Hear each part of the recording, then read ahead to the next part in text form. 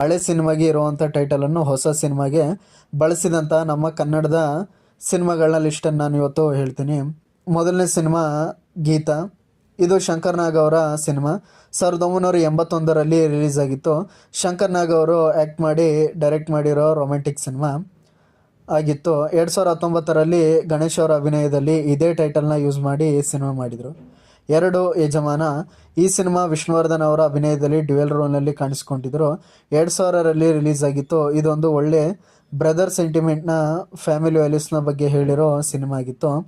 ಇದೇ ಯಜಮಾನ ಹೆಸರಿನಲ್ಲಿಯೇ 2019ರಲ್ಲಿ ವಿ ಹರಿಕೃಷ್ಣ ಅವರ ನಿರ್ದೇಶನದಲ್ಲಿ ದರ್ಶನ್ ಅವರು ಆ್ಯಕ್ಟ್ ಮಾಡಿದ್ದ ಮಾಸ್ ಸಿನಿಮಾಗೆ ಯಜಮಾನ ಅನ್ನೋ ಟೈಟಲ್ನ ಮರುಬಳಕೆ ಮಾಡಿದ್ದಾರೆ. ಮೂರನೇದು ಆಟೋ ರಾಜ. 1982ರಲ್ಲಿ ರಿಲೀಸ್ ಆಗಿದ್ದ ಶಂಕರ್ ನಾಗ್ ಅವರ ಸಿನಿಮಾ. ಈ ಸಿನಿಮಾದಲ್ಲಿ ಶಂಕರ್ ನಾಗ್ ಅವರು ಆಟೋ ಡ್ರೈವರ್ ಪಾತ್ರನ ಮಾಡಿ ಇಂದಿಗೂ ಕೂಡ ಅದು ಸಖತ್ತಾಗಿ ಫೇಮಸ್ ಆಗಿದೆ ಅಂತಲೇ ಹೇಳ್ಬೋದು. ಇದೇ ಟೈಟಲ್ನ ಇಟ್ಕೊಂಡು 2013ರಲ್ಲಿ ಗಣೇಶ್ ಅವರು ಒಂದು ಸಿನಿಮಾನ ಮಾಡಿದ್ರು ಅಂತಲೇ ಹೇಳ್ಬೋದು. 2013ರಲ್ಲಿ ಮಾಡಿದ್ರು. ನಾಲ್ಕನೇದು ಅಭಿಮನ್ಯು. 1990ರಲ್ಲಿ ರಿಲೀಸ್ ಆಗಿತ್ತು. ರವಿಚಂದ್ರನ್ ಅವರ ಅಭಿನಯದ ಸಿನಿಮಾ ಆಗಿತ್ತು. ಅದೇ ಟೈಟಲ್ನಲ್ಲಿ 2014ರಲ್ಲಿ ಅರ್ಜುನ್ ಸರ್ಜಾ ಅವರು ಆ್ಯಕ್ಟ್ ಮಾಡಿರೋ ಸಿನಿಮಾಗೆ ಟೈಟಲ್ನ ಬಳಸಿದರು. ಐದನೇದು ಶ್ರೀನಿವಾಸ ಕಲ್ಯಾಣ. 1974ರಲ್ಲಿ ಡಾಕ್ಟರ್ ರಾಜ್ಕುಮಾರ್ ಅವರ ಆ್ಯಕ್ಟ್ ಮಾಡಿದ ಪೌರಾಣಿಕ ಸಿನಿಮಾ ಆಗಿತ್ತು. ಇದೇ ಟೈಟಲಲ್ಲಿ 2017ರಲ್ಲಿ ಎಂ ಜಿ ಶ್ರೀನಿವಾಸ್ ಅವರು ಡೈರೆಕ್ಟ್ ಮಾಡಿ ಆ್ಯಕ್ಟ್ ಮಾಡಿರೋ ಸಿನಿಮಾ ಆಗಿ ಬಂದಿತ್ತು. ಆರನೇದು ಅಂಜದ ಗಂಡು. 1988ರಲ್ಲಿ ರವಿಚಂದ್ರನ್ ಅವರು ಆ್ಯಕ್ಟ್ ಮಾಡಿರೋ ಸಿನಿಮಾ ಬಂದಿತ್ತು. ಇದೇ ಟೈಟಲಲ್ಲಿ 2014ರಲ್ಲಿ ಸತೀಶ್ ನೀನಾಸಂ ಅವರು ಆ್ಯಕ್ಟ್ ಮಾಡಿರೋ ಸಿನಿಮಾ ಬಂದಿತ್ತು. ಸಿಪಾಯಿ. 1996ರಲ್ಲಿ ರವಿಚಂದ್ರನ್ ಅವರು ಆ್ಯಕ್ಟ್ ಮಾಡಿರೋ ಸಿನಿಮಾ ಬಂದಿತ್ತು. ಇದೇ ಟೈಟಲನ್ನು ಬಳಸಿ 2016ರಲ್ಲಿ ಸಿದ್ಧಾರ್ಥ್ ಮಹೇಶ್ ಅವರ ಅಭಿನಯದಲ್ಲಿ ಸಿನಿಮಾನ ಮಾಡಿದರು. ಆಕ್ಸಿಡೆಂಟ್. 1984ರಲ್ಲಿ ಶಂಕರ್ ನಾಗ್ ಅವರು ಡೈರೆಕ್ಟ್ ಮಾಡಿ ಅನಂತ್ ನಾಗ್ ಅವರು ಕೂಡ ಆ್ಯಕ್ಟ್ ಮಾಡಿರೋ ಸಿನಿಮಾ ಆಗಿತ್ತು. ಇದೇ ಟೈಟಲ್ ಇಟ್ಕೊಂಡು 2008ರಲ್ಲಿ ರಮೇಶ್ ಅರವಿಂದ್ ಅವರ ಡೈರೆಕ್ಷನಲ್ಲಿ ಮೂವಿ ಬಂದಿತ್ತು. ಬ್ರಹ್ಮ ವಿಷ್ಣು ಮಹೇಶ್ವರ. 1988ರಲ್ಲಿ ರವಿಚಂದ್ರನ್, ಅನಂತ್ ನಾಗ್ ಮತ್ತು ಅಂಬರೀಷ್ ಅವರು ಆ್ಯಕ್ಟ್ ಮಾಡಿರೋ ಸಿನಿಮಾ ಬಂದಿತ್ತು. 2016ರಲ್ಲಿ ಹೊಸಬರು ಇದೇ ಟೈಟಲ್ನಲ್ಲಿ ಸಿನಿಮಾ ಮಾಡಿದರು. ನಾಗರಾವು. 1972ರಲ್ಲಿ ಪುಟ್ಟಣ್ಣ ಕನಗಳವರ ನಿರ್ದೇಶನದಲ್ಲಿ ವಿಷ್ಣುವರ್ಧನ್ ಅವರ ಅಭಿನಯದಲ್ಲಿ ಈ ಸಿನಿಮಾ ಬಂದಿತ್ತು. 2002ರಲ್ಲಿ ಉಪೇಂದ್ರ ಅವರು ಇದೇ ಟೈಟಲ್ ಇಟ್ಕೊಂಡು ಸಿನಿಮಾ ಮಾಡಿದರು. ಮತ್ತು 2016ರಲ್ಲಿ ರಮ್ಯಾ ಅವರು ಆ್ಯಕ್ಟ್ ಮಾಡಿರೋ ಸಿನಿಮಾಗೆ ಕೂಡ ಬಂದಿತ್ತು. ಚಕ್ರವ್ಯೂಹ. 1983ರಲ್ಲಿ ಅಂಬರೀಷ್ ಅವರು ಆ್ಯಕ್ಟ್ ಮಾಡಿದ್ದ ಕಾಪ್ ಸಿನಿಮಾಗಾಗಿ ರಿಲೀಸ್ ಆಗಿತ್ತು. ಮತ್ತು 2016ರಲ್ಲಿ ಪುನೀತ್ ಅವರ ಅಭಿನಯದಲ್ಲಿ ರಿಲೀಸ್ ಆಗಿತ್ತು. ಜಾಕಿ. 1989ರಲ್ಲಿ ಅಂಬರೀಷ್ ಅವರು ಆ್ಯಕ್ಟ್ ಮಾಡಿರೋ ಸಿನಿಮಾ ಬಂದಿತ್ತು. ನಂತರ 2010ರಲ್ಲಿ ಸೂರಿ ಡೈರೆಕ್ಟ್ ಮಾಡಿ ಪುನೀತ್ ರಾಜ್ಕುಮಾರ್ ಅವರು ಆ್ಯಕ್ಟ್ ಮಾಡಿರೋ ಸಿನಿಮಾಗೆ ಇದೇ ಟೈಟಲ್ನ ಮತ್ತೆ ಬಳಕೆ ಮಾಡಿದರು. ರಂಗನಾಯಕಿ. 1981ರಲ್ಲಿ ರಿಲೀಸ್ ಆಗಿತ್ತು.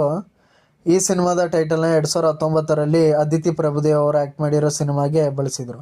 ಎರಡು ಕನಸು. 1974ರಲ್ಲಿ ಅಣ್ಣವ್ರು ಆ್ಯಕ್ಟ್ ಮಾಡಿರೋ ಸಿನಿಮಾ ಬಂದಿತ್ತು. ಇದೇ ಟೈಟಲ್ ಇಟ್ಕೊಂಡು 2017ರಲ್ಲಿ ವಿಜಯ ರಾಘವೇಂದ್ರ ಅವರ ಅಭಿನಯದಲ್ಲಿ ಸಿನಿಮಾ ಕೂಡ ಬಂದಿತ್ತು. School master. 1958ರಲ್ಲಿ ಒಂದು ಸಿನಿಮಾ ರಿಲೀಸ್ ಆಗಿತ್ತು. ನಂತರ 2010ರಲ್ಲಿ ವಿಷ್ಣುವರ್ಧನ್ ಅವರು ಮತ್ತೆ ಸುಹಾಸಿನಿ ಅವರು ಆ್ಯಕ್ಟ್ ಮಾಡಿರೋ ಸಿನಿಮಾಗೆ ಅದೇ ಟೈಟಲ್ನ ಬಳಸಿದರು. ತಾಯಿಗೆ ತಕ್ಕ ಮಗ. 1978ರಲ್ಲಿ ಅಣ್ಣ ಅವರು ಆ್ಯಕ್ಟ್ ಮಾಡಿದ್ದ ಸಿನಿಮಾ ಬಂದಿತ್ತು. ನಂತರ 2018ರಲ್ಲಿ ಇದೇ ಹೆಸರಲ್ಲಿ ಶಶಾಂಕ್ ಅವರು ಡೈರೆಕ್ಟ್ ಮಾಡಿ ಅಜಯ್ ರಾವ್, ಸುಮಲತಾ ಮತ್ತು ಆಶಿಕಾ ರಂಗನಾಥ್ ಅವರ ಅಭಿನಯದಲ್ಲಿ ಸಿನಿಮಾ ಕೂಡ ಬಂದಿತ್ತು. ಮಿಂಚಿನ ಓಟ. 1981ರಲ್ಲಿ ಶಂಕರ್ ನಾಗ್ ಅವರು ಡೈರೆಕ್ಟ್ ಮಾಡಿ ಅನಂತ್ ನಾಗ್ ಅವರು ಆ್ಯಕ್ಟ್ ಮಾಡಿದ್ದ ಈ ಸಿನಿಮಾದ ಹೆಸರನ್ನು 2008ರಲ್ಲಿ ವಿಜಯ ರಾಘವೇಂದ್ರ ಮತ್ತು ಶ್ರೀ ಮುರಳಿ ಅವರು ಆ್ಯಕ್ಟ್ ಮಾಡಿರೋ ಸಿನಿಮಾ ಆಗಿ ಬಂದಿತ್ತು. ಕಥಾ ಸಂಗಮ. ಇದು 1976ರಲ್ಲಿ ರಿಲೀಸ್ ಆಗಿತ್ತು. ಪುಟ್ಟಣ್ಣ ಕಣಗಾಲ್ ಅವರು ನಿರ್ದೇಶಿಸಿದ್ದರು. ರಜನಿಕಾಂತ್ ಅವರು ಸಹ ಆ್ಯಕ್ಟ್ ಮಾಡಿದರು. ಈ ಸಿನಿಮಾದ ಹೆಸರಲ್ಲಿ 2019ರಲ್ಲಿ ಮತ್ತೊಂದು ಸಿನಿಮಾ ಕೂಡ ಬಂದಿತ್ತು. ಅಜಿತ್. 1982ರಲ್ಲಿ ಅಂಬರೀಷ್ ಅವರು ಆ್ಯಕ್ಟ್ ಮಾಡಿದ್ದ ಸಿನಿಮಾ. ಇದೇ ಟೈಟಲ್ನ ಇಟ್ಕೊಂಡು 2014ರಲ್ಲಿ ಚಿರು ಸರ್ಜಾ ಅವರ ಅಭಿನಯದ ಸಿನಿಮಾ ಕೂಡ ಬಂದಿತ್ತು. ಚಕ್ರವರ್ತಿ. 1990ರಲ್ಲಿ ಅಂಬರೀಷ್ ಅಭಿನಯದ ಸಿನಿಮಾ ಬಂದಿತ್ತು. ಇದೇ ಹೆಸರಲ್ಲಿ 2017ರಲ್ಲಿ ಡಿ ಬಾಸ್ ಅವರು ಆ್ಯಕ್ಟ್ ಮಾಡಿದ್ದ ಚಕ್ರವರ್ತಿ ಸಿನಿಮಾ ಕೂಡ ಬಂದಿತ್ತು. ಕೋಟಿಗೊಬ್ಬ. 2001ರಲ್ಲಿ ವಿಷ್ಣುವರ್ಧನ್ ಅವರು ಆ್ಯಕ್ಟ್ ಮಾಡಿದ್ದ ಸಿನಿಮಾ ಬಂದಿತ್ತು. ಇದೇ ಹೆಸರನ್ನು ಇಟ್ಕೊಂಡು ಸುದೀಪ್ ಅವರು ಕೋಟಿಗೊಬ್ಬ 2 ಮತ್ತು ಕೋಟಿಗೊಬ್ಬ 3 ಸಿನಿಮಾನ ಕೂಡ ಮಾಡಿದ್ರು ಅಂತಲೇ ಹೇಳ್ಬೋದು.